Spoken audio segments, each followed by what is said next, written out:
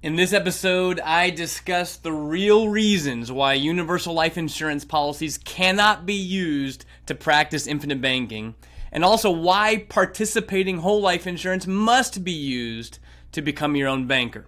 This is Dollars and Nonsense. If you follow the herd, you will be slaughtered.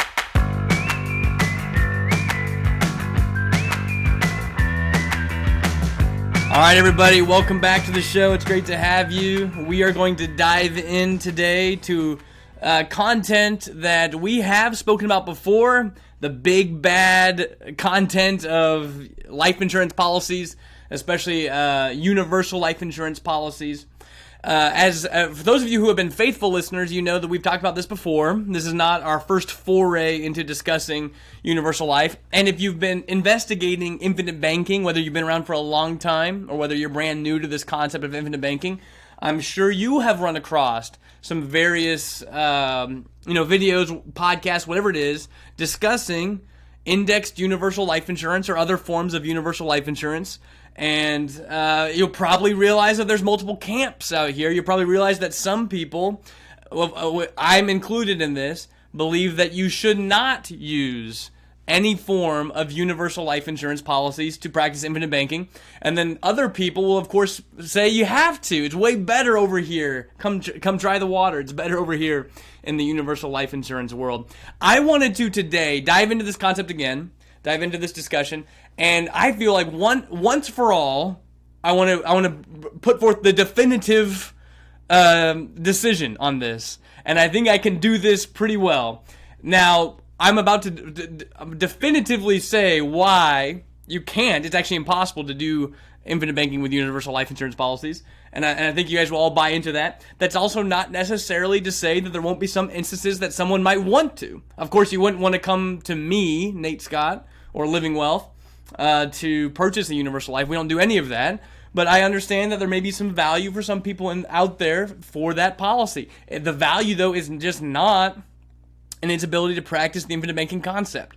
So I want to dive in today, kind of describing why I don't think it can be a fit for IBC, and then I'm going to discuss further than that more detailed flaws of the policies themselves, and why I personally would not recommend doing IBC with them. So I want to take a step back really quick as we dive into this, and just remind everyone that the idea of becoming your own banker, or the infinite banking concept, is named what it was named, a concept, for a reason.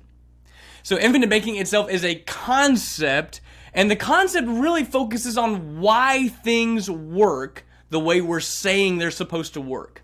So I felt like it would be a good idea for me to share with you the concept of infinite banking. Some of you may have heard this before, but I promise you're going to love it. Because if you understand the concept, you understand why IUL is not going to be a good fit. So here is essentially why infinite banking exists. Here is the concept that Nelson Nash tried to convey when he created this idea, when he wrote his book, Becoming Your Own Banker, which if you haven't read, you should. So Nelson Nash, the author and the creator of this concept, termed it the infinite banking concept for a reason. And so here is the concept. Let's lay this out. The idea that is set before us is that in the banking world, if we were just to talk about a conventional banking situation that we all find ourselves in, I've said this on this show before, I'll say it again, banking is. Banking was here before you were born. It's going to be here after you die. Banking is inescapable. The idea that money must transfer from one entity to another for the society to operate. This is just a fundamental fact of life that is going to exist in modern societies. Banking is. The whole purpose of infinite banking was to look at this and realize there's probably, and we have discovered there is, more profitable ways to be in the banking world. So let me describe this to you. Back to the reality. So in the world of banking, this is how the business works. A conventional bank, needs three pieces to it. It needs a depositor to put money into the bank. It needs to have the banking institution itself, and then it needs to have borrowers. There's essentially these three parties involved in typical banking transactions. And so the depositors, a bank will entice depositors to come deposit money at the bank by offering them, historically speaking, interest, by the way. Historically speaking, they've offered interest. Now, there was a big period of time here with from 2008 to 2022 where there was essentially no interest being offered. But that's another point. Essentially, that's what they will do. So they'll say, come deposit your money with me. I will pay you a certain rate of interest. The bank then takes the money that depositors leave there, and they find borrowers, people who would like to borrow money to achieve things, and they lend money to those people at higher rates. This is the way the banking situation works. So they have depositors getting paid, maybe 1% on their deposits, and then they're going to go find someone to lend to for 5%, a borrower that needs money. And so the bank is obviously going to keep the profit, the margin between what it's paying its depositor and what it's paying its borrower. The profit that a bank produces always goes back as value to whoever owns the bank, right? So a banking business is just like any other business. It's in business to profit its shareholders. That's what businesses in a capitalistic society do. So in this world, the bank is gonna receive profit, and it's going to use that profit it's going to send that profit to its shareholders in some sort of value. So if you're like a smaller local bank, it would not be like a family bank. It would be pretty normal that this is your living. In other words, the profit that your bank is producing is your lifestyle. It's your living. And, it's probably going to make you a lot of money. Good for you. For those of you who have family banks, it's going to go pretty well. It's a very profitable business. And so you may have family banks and so forth, or the profits it's just being kept by the shareholders of the bank, the owners of the bank. And so, small, medium-sized banks, they may actually have private owners who are receiving that profit in the form of dividend checks. They're actually receiving dividends. Then you go to the public bank, like, the public company banks, large banks, Bank of America, Wells Fargo, that are not privately owned banks. They may not choose to send out dividends, though they are, of course, extremely profitable. They just may choose not to send out dividends. They may instead choose to take this profit that will be created by the bank, because the amount they pay their depositors is so much less than what they charge their borrowers, that the profit they make, they may very well choose to just reinvest it in the business in ways that they think will produce higher revenue in the future, which will then incorporate higher share prices for their shareholders. So in other words, the shareholders are saying, don't send us the dividends. We would rather you just reinvest the money in your business, increase revenue so we can increase share price, because I want to make my money through long-term appreciation more than I want cash flow. I'm just merely saying that essentially that's what is going to happen at the bank. The bank is going to be very profitable. It pays its depositors way less than it receives in interest from borrowers, and it's going to then either send that profit to the owners, which is more historically speaking like a smaller bank would certainly do that to the family or the trust that owns it. And then the larger banks, they may choose to pay out some dividends, but really, I think everyone's just wanting their stock to go up in value. That's how they would rather receive their value. So the bank may do, share buybacks or other types of investments inside the business that may, produce higher amounts of share price, because that's how the shareholders in a public company may choose to receive their value. So all that to be said, this is the conventional banking world. And what infinite banking does, and what Nelson Nash did when he wrote the book, is he took a look at the world of banking as it sat right there. That's the Banking 101. And realized a few things. First off, one of the first realizations is that a bank is essentially just a gigantic pool of money that's been accumulated by depositors who leave money there. And then that money goes out and gets put to work, and a profit is generated, but the depositors seem to be getting very little of it back. The depositors are the ones that put the money in, but they're receiving very little of the money that's actually being made. And the bank, the intermediary person, is keeping a wicked amount of this profit. And so this is the problem, obviously, on the agenda. And so infinite banking looks at this and says, what's kind of weird here is that mutual life insurance companies, their business looks hauntingly similar to a conventional bank, right? So in the world of life insurance, instead of having depositors put money into the big pool of money that is the bank, and an insurance company is also just a big pool of money that's been accumulated by people who are paying premiums. So instead of it being depositors, it's policyholders. That would be the terminology here, but it's essentially doing the same thing, where the big pool of money that's the insurance company is enticing policyholders to leave money there by offering these life insurance contracts with guaranteed cash capital accumulation and interest and dividends being paid and so forth. So they're attracting them. They then take the money that's pooling up together and they find people to lend it to. They find borrowers. Now, the bank may lend it to individual people, but no matter what, all these big institutions, they're buying huge chunks of money, right? Big banks, they may, Bank of America may lend you the mortgage, but really, Bank of America itself doesn't just sit here and hold a whole bunch of little mortgages. They are selling those off, and they're buying big blocks of money just like everybody else. That's neither here nor there. Essentially, what's going on, though, is that the insurance company is just a big banking enterprise. The business model looks hauntingly similar. They're raising money from depositors or policyholders. There's a big pool of money that's created that is then goes out and is invested in lending instruments, in long-term, low-risk, cash flow producing things like bonds and treasuries and things of that sort. And so it seems like their business model is almost the same. The life insurance company and the bank, they look identical from this vantage point. And just like the bank, the insurance company is receiving a whole bunch of income in interest from the loans it's making and the bonds it's buying and so forth. Those are just lending instruments. And so it's receiving all of this interest back and it is producing a profit. The question at hand, though, is who is going to receive the profit that a mutual life insurance company produces on its business model. And of course, for anyone who's been around for very long in the infinite banking community, you're aware that in a mutual life insurance company, there are no shareholders of this company. There are no owners outside owners of a mutual life insurance company. The only owners are the policyholders.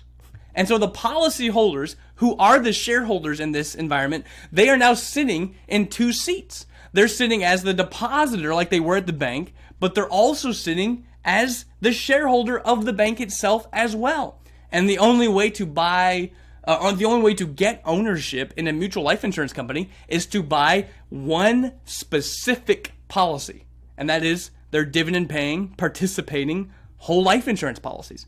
Now, the mutual insurance companies may sell other products, which we're going to talk about. This is going to bring us to the universal life discussion. So they may sell other types of products.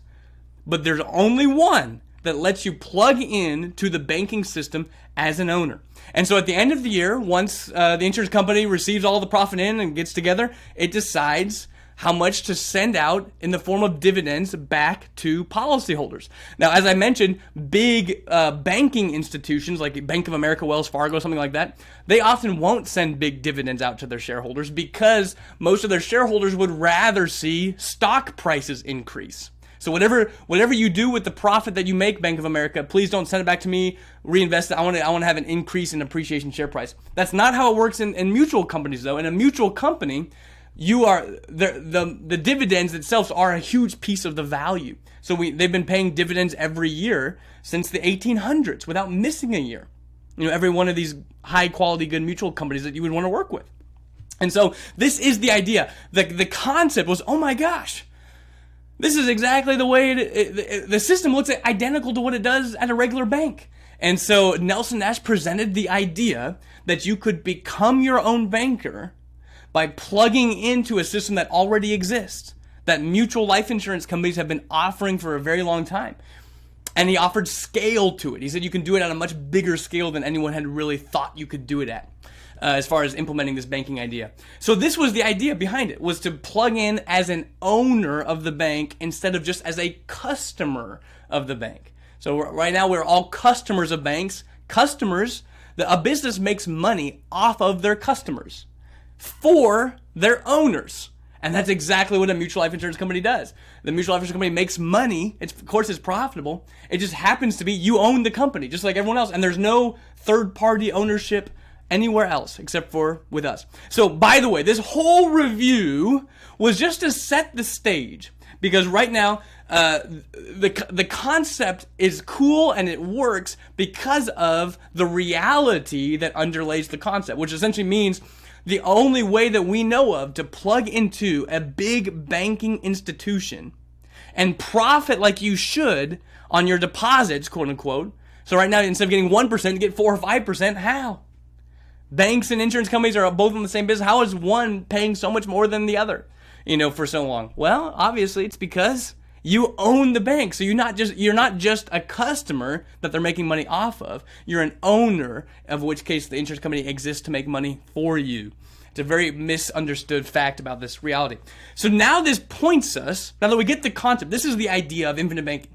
Becoming your own banker is an idea that requires dividend-paying whole life insurance policies with mutual companies to exist in order for the concept to exist.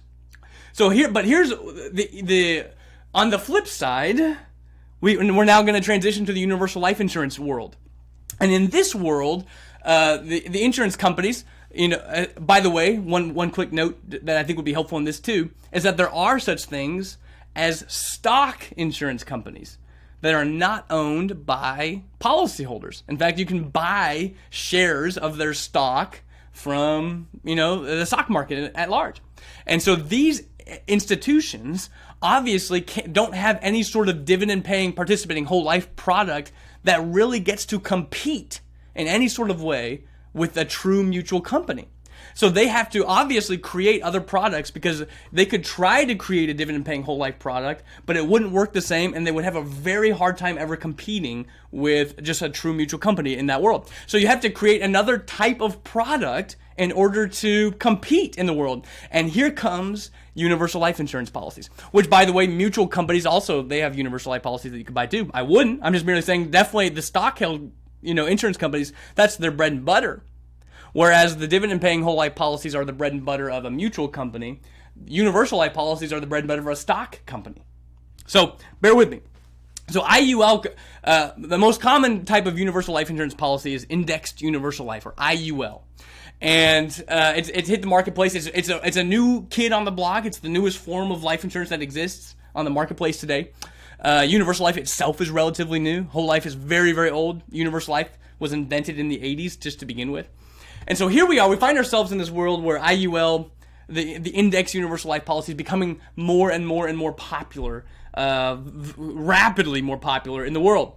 And we have always pushed forth the idea that you really can't become your own banker with IUL, fundamentally because it is not a concept-based system anymore. I hope this can make sense. IBC uses participating whole life insurance because it matches the concept of owning a bank, of becoming an owner of the bank. The problem with the universal life policy is you are now back in the situation where you are no longer an owner of a bank. You are a customer. You are a customer of the insurance company when you own IUL policy or any universal life. You do not obtain ownership. You are a customer of the insurance company with an IUL. And what most people who are promoting IUL policies will say is they'll say, the features of an IUL are very similar that you could get with a whole life policy. So that's what they'll say. So you could do things like pay premiums that produce cash value that you can borrow against. And so, of course, you can practice IBC with IUL. No, that's saying that IBC is the features of IBC. No, IBC is the concept. The features are just part of what makes the concept work, but the features are not the concept. But that's what they'll try to make you believe. So they'll say you can practice, this is essentially what they could say, you can practice something like infinite banking with a universal life policy. You could do something similar with a universal life policy, which is fine. It's just not actually the concept. You can't practice IBC when you are a customer of the insurance company.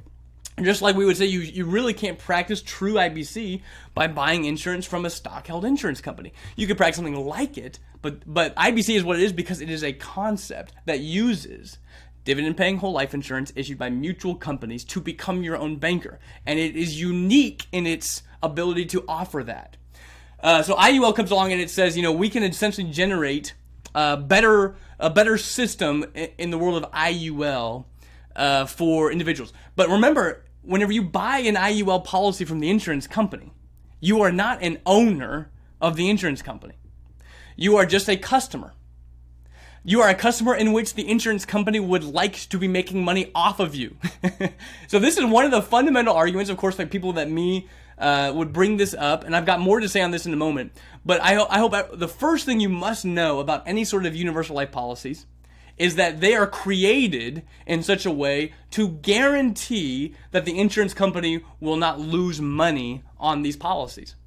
And how this works is because they're not an ownership, there's no partnership agreement here. In other words, the insurance companies are not in business to try to support these policies. These policies are in there to make profit for the company, which is not the way that the mutual life insurance companies with dividend-paying whole life insurance policies operate. But all this to be said, they are essentially guaranteed to, or they're created in a way to reduce any sort of risk to the insurance company and lay it back on you for the future performance of this thing. And of course, that has to be the way it is too. So the insurance companies have essentially created a pricing mechanism in universal life that gives them total control over how much fees and how much money you'll actually earn into the future, of which you have no control over. And in which case you're just kind of hoping that things are going to work out, though you guys are not in this together per se. Well, I mean, in other words, the insurance company is not in business to make you money as an IUL policyholder. You are back to being a customer of the bank. You own a product. And essentially, when people try to promote IUL as being an IBC alternative or an IBC thing, which is crazy, they will try to paint it. It becomes a product-based mentality instead of a concept-based mentality. The problem is the concept is actually more important than the product in a lot of ways. In other words, what we are going to push back on is the idea that inside of the world of IUL, you are back into this old situation where you are dependent on as a customer on somebody else's goodwill into the future, which is a bit awkward to be done. In other words, there could be a conflict of interest occurring inside of a universal life policy that can't really exist inside of a mutual company. In a mutual company, there's no conflict of interest. What's good for the insurance company, which makes it more profitable, is good for the policyholders. It means higher dividends. But that's not exactly the case. What's good for the IUL owner would be for the insurance company to be taking profits from other areas of their business and sending it to their IUL policies. But that would be a conflict of interest. That would be great for an IUL policyholder, but obviously the insurance company's not going to do that. So they've created it and priced it in such a way that guarantees that it's going to be profitable. In other words, and this is, we're going to dive into the issues with the policies themselves, but just note first off that IUL, you can't really do infinite banking, of course, with anything but participating whole life insurance, or if there was another format that offers you the ability to truly own the banking institution that you're using. Dividend paying whole life just seems to fit perfectly into that bill. You can practice an IBC similar reality by paying premiums into a universal life insurance policy of any sort, IUL or whatever it is, and then take policy loans against those policies and pay for things. Of course, you could do that. You could do that with your home equity. You could do that with a brokerage account. You can do all sorts of things. You have this ability to kind of do similar featured ideas in the financial world as IBC, but it's not IBC. It's just hoping that a product's going to work out in your favor. By the way, insurance companies, They put forth new ideas, new products, new riders all the time. The ones that are great stick, which is why whole life has been around for so long. But let's keep going. So IUL is kind of priced in a way to where there's no real risk to the insurance company because they have so much control over what the end result is going to be of your policy. All of this is kind of hidden under the floorboards. So essentially what happens, and the biggest issues we have with IUL policies, is that the insurance company is often totally in control of the fees and charges and cost of insurance that exist inside of the universal life policy. So in a universal life policy, just to kind of give you some background, like what is an IUL? What is universal life? Well, essentially all it is you're paying. It's a permanent policy where you're paying premiums, and those premiums are diverted, one into an interest-bearing, like savings style account, and the other is going to pay for the cost of insurance and the fees of the policy. And so you kind of essentially have it's essentially built on what's called like an annually renewable term chassis, where there's a cost of insurance, the cost of the death benefit of the policy is going to keep climbing. The older you get, the more expensive the death benefit becomes. And so there's having to be costs paid for that, and then whatever's left over after the cost is paid of what you paid in premium goes into this investment style account. And so with like an IUL policy, it's an indexed universal life policy, and it's supposed to be tracking an index. And the features that they're trying to sell you on is that that in an IUL policy, when the market tanks, like let's say the S&P 500 tanks, the interest-bearing account that you have inside of this universal life conglomerate never can lose money based on a market tanking. So in other words, they can't credit you negative returns inside of this interest-bearing account that you have as wrapped up into your IUL policy. On the flip side, you can achieve higher gains, typically with some sort of cap rate or some sort of participation ratio, which all just mean that the insurance company is saying, yeah, if the market does really, really well, then the policy can grow pretty high, and if the market tanks, it's not going to be very bad for you. So that's the pitch, and people line up for this thing. Say, that sounds great, but the problem is that the underneath the floorboards, there's some things festering. And this is why we're saying that the policies are essentially priced to where the insurance company can make sure that they're always making a profit on these policies, that they're always profitable. Which, by the way, if you are a dividend-paying whole life insurance policyholder and your mutual company is selling universal life policies, sometimes this can be a good thing because hopefully it's going to produce more profits for all of us, which, by the way, we've talked about before. These mutual insurance companies sell term insurance, disability insurance, universal life insurance, annuities, all sorts of things where these things produce profit to the company. Where did all those profits get to go? They go back to the dividend-paying whole life policy owners because we are the only shareholders in the company. All of the profit is centered on providing value to us. So that's kind of neither here nor there. So we go back to the universal life idea. In this circle, and it's priced in a way where the insurance company reserves the right to change almost everything in the policy. So we've already talked about how the cost and the fees are not set. There may be a contractual maximum that you can see in a universal life policy, but either way, the illustration that you'll get with your policy is just going to show whatever the current scale is. And if they ever need to, you can see them increase the cost and fees up to a contractual limit that's based on the contract. They can increase the cost of it whenever they choose to, which obviously is kind of defeats the purpose.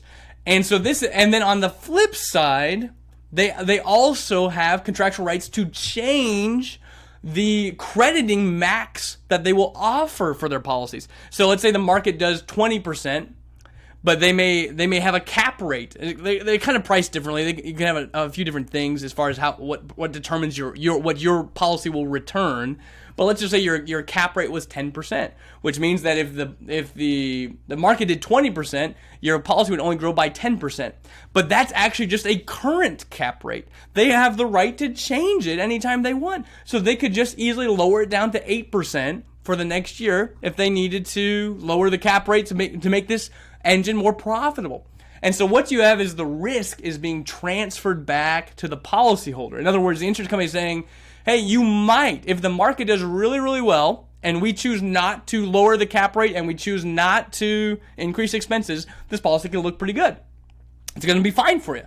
But if anything gets in the way here, whether the market does poorly, so your crediting rates just aren't very good, or we need a little extra capital, we need these things to become more profitable, so we're going to up the cost or lower the cap rate or whatever it is, we get to decide that on our own, and you have no say in the matter. This is, of course, why we would be concerned, and it just points to the fact that it is not a part of the infinite banking concept for this to occur. That's essentially what we're trying to say. So, obviously the concept rules out IUL because it doesn't fit the features that are necessary to become your own banker and own the bank, because you're just a customer now. And as you are just a customer, the bank is not in business to make you money, and it has reserved the right to change pretty much everything in these policies into the future. You get no say in it. So this is why we're obviously concerned. Excuse me. I need a little bit of a drink. But essentially that's why it's priced. So the cap rate, or however much the upside potential of the policy, can be lowered at the discretion of the insurance company, and the underlying costs of insurance and other fees can be raised by the insurance company at any time. This is obviously the main reasons why we're very concerned about it. One of the reasons I wanted to bring this up was I had read an article from the Wall Street Journal. I've got it in front of me as well. It was written back in December of 2022. And I just put this on the docket. I wanted to bring this back up. This article kind of jogged that. And essentially it was describing I always love it whenever people think I might be biased towards this, when in reality, that's why we like to bring up some things that other people write about that are certainly not biased at all. And so the Wall Street Journal writes an article that describing the impact that last year had on IUL owners and how it came as a shock to a lot of them, and how a lot of advisors are concerned about the policies that they've written, because all of this was kind of hidden under the floorboards. It's exactly what we've said all along. So let me paint the picture really quick. Let me read this, and then let me tell you what exactly it means. So essentially, it was describing that how IUL had been just taking off for the last decade, but is now the sales are starting to dwindle down because of the market conditions. It said that the millions of Americans who now own these policies saw the ideal conditions for IUL reversed in 2022, exposing the policy's high fees and complexity, which it absolutely does. And so it goes on to say that policyholders of IUL policies did avoid the stock market losses this year in this article that was on, I think it came out maybe on December 24th. Yeah, it was Christmas Eve. So policyholders did avoid stock market losses this year, but the declines exposed them to high fees and charges, which are still deducted from their accounts. And this is exactly, by the way, what we've been trying to say for so long, that just because the account itself inside of a universal life policy, like an IUL policy, just because it can't lose value due to market losses, does not mean you can't lose money doing IUL or whatever else it is. Because in a marketplace like last year, where there was a decline in the stock market, that means there was 0% credited to that account. But all of the costs and the fees of those policies still have to be paid. So of course, the account value may not have decreased because of the loss, but you did lose money this year. One of the guys says, if I knew what I know now, I wouldn't go for the IUL. He describes that he described what happened to him, which I'm going to read too. And one of his new advisors describes that consumers are pitched market-like returns without the risk. It appears to them to be a win-win-win option when it isn't, because of the fees cutting into the return. She calculated that for one of this guy's IUL policies, his expenses tallied $6,000 of the $14,000 premium that he paid. So in this year of 2022, he paid a $14,000 premium throughout the year, and $6,000 of it went to just pure cost. So he lost $6,000. And get this, it was in year 9 of the policy. He had a 9-year-old policy that just lost $6,000. What we have said the whole time is that anything that is tied to a market-based return like this is that it adds a level of insecurity into the future. And so this is why, if you look at universal life policy illustrations, they always just assume a straight average rate of return occurring throughout the whole time. But that's not how life works. Life doesn't work this way. So this is why we find an issue that when people come to retirement, they can see all these rosy illustrations that are building up for retirement on an IUL policy that they bought, that the issue becomes, if the returns in the account aren't strong enough to overcome the rising costs and fees that are guaranteed inside of an annually renewable term chassis that exists inside of IUL. So the cost of the death benefit gets more and more every single year. If the returns don't pan out as well as they had hoped, it is very possible that the cost of the policy itself, the fees inside of it, are outpacing the growth inside of the policy, the interest being earned inside the policy. It's possible. Now, some people will say, an IUL homer may say that it's not probable, but man, that's a kind of a concern. There's another thing to note. There is no such thing as guaranteed cash value inside of IUL. If you looked at an IUL illustration and you looked at the guaranteed side of the ledger, every single time IUL always implodes on the guaranteed side, which essentially just means there are no guarantees. The guarantee is that you'll lose all of your money at some point. That's the guarantee. Now, of course, that's not probable. I'm just merely saying that's what it's going to show every single time. An IUL policy is going to show all the money going to zero at some point when the cost of insurance gets too high and overwhelms the growth of the account. Now, the guarantees are a bit improbable in that scenario. I understand that. I'm just merely saying that's what you get with an IUL style policy. And so the Wall Street Journal article describes our issues.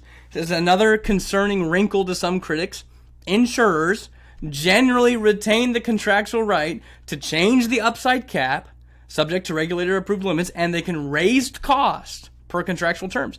It's just interesting to see the Wall Street Journal write an article describing exactly what we've been trying to say, which is everything is not rosy over here in the universal life world. The cost of the policy is not set. The returns are completely based on market instruments, first off, like the S&P 500, and the insurance company not reducing the cap rates or the participation ratios that they allow anyway. They have the contractual right to do both of those things: raise costs, lower cap rates.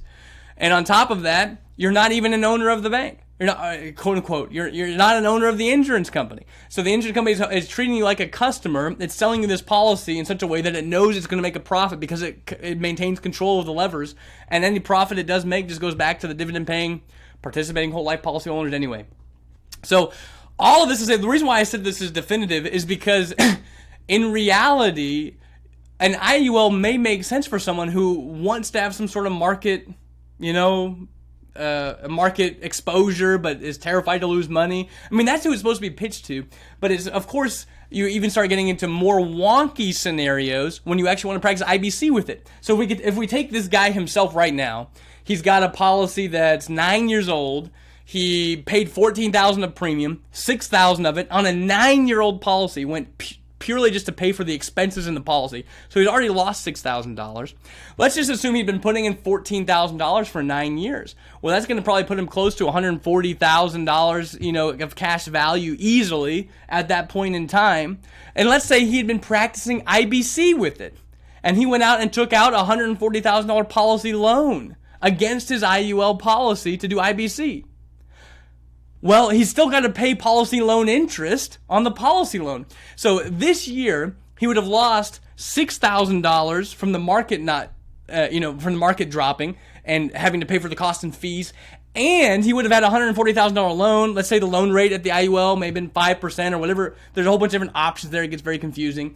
But at 5%, that would be $7,000 that he would have owed on a $140,000 loan. So essentially, he would have lost $13,000 in year 9 of his system on a $140,000 balance by practicing IBC with the system. We're saying that this type of scenario we would like to avoid. We don't think it's the ideal situation to practice IBC. The costs are not guaranteed. The cap rates are not guaranteed. The market is certainly not guaranteed. The borrowing ability of the policy can result in some wonky situations happening whenever you don't earn any money in a year.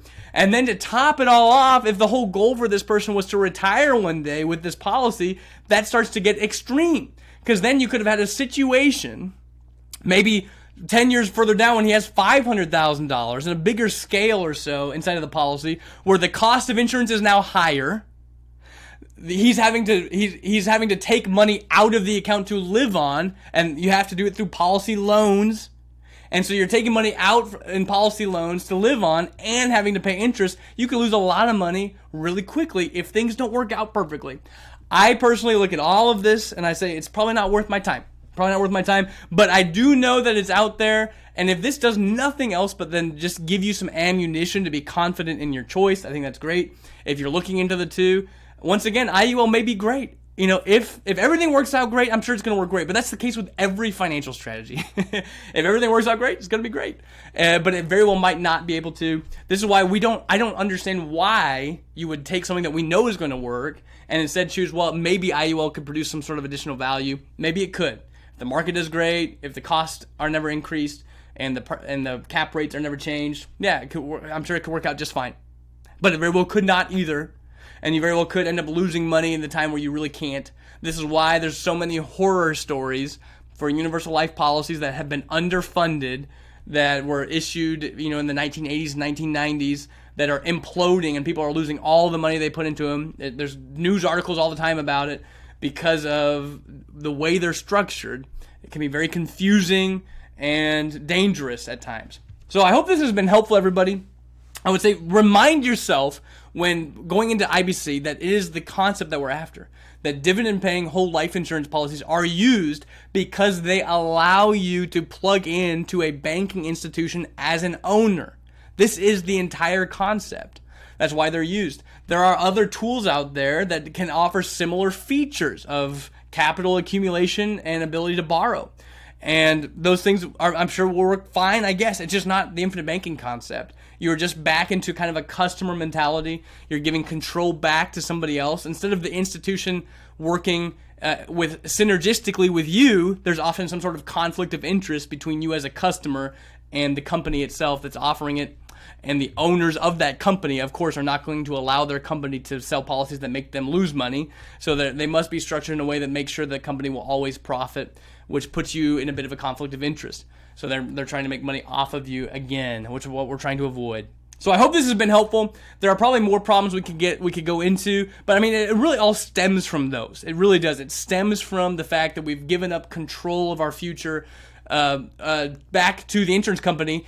And on top of that, there's a conflict of interest that we've created now because the insurance company really doesn't care as much about you. You are a customer. They're here to make money off you. They control the levers to make sure that they do make a profit off you. And then it just happens to be that if you're working with a mutual company, the profit that is generated just goes back to the dividend-paying, participating policyholders like you and me who are pricing IBC.